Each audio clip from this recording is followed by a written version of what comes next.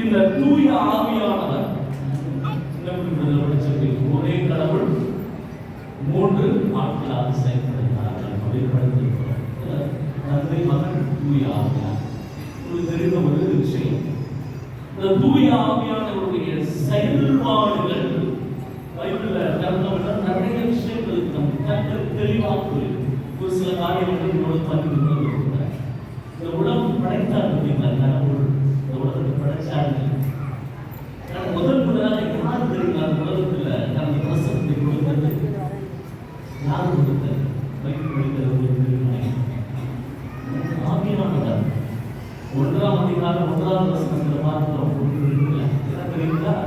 கடவுளின் ஆவியானவர் கண்ணீரிலே அசைவாடி கொண்டிருந்தார். தொடக்கத்திலே இருந்தார்.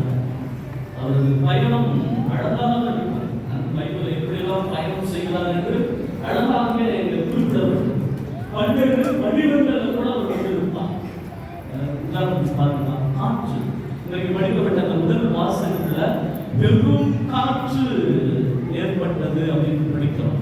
அப்படின்னால் காற்றின் வடிவத்திலே ஆவியானவர் வந்திருக்கிறார். இந்த காற்றுக்கு சுவாசிப்பதற்கு காற்று ரொம்ப முக்கியம் தேவை. அப்படி என்றால் ஆவியானவர் எவ்வளவு முக்கியத்துவம் என்பதனை இந்த அடையாளம் நமக்கு சுட்டி காட்டுகிறார். இரண்டாவது பார்த்தீங்கன்னா நெருப்பு. அதனாலதான் தீநாக்கு வடிவத்திலே ஆவியானவர் அன்னை மரியாளும் சீடர்களும் சேர்ந்து ஜபிக்கின்ற சமயத்தில் இறங்கி வருகிறார் என்று படிக்கிறோம். நெருப்பு வடிவத்திலே ஆவியானவர் இறங்கி வருகிறார்.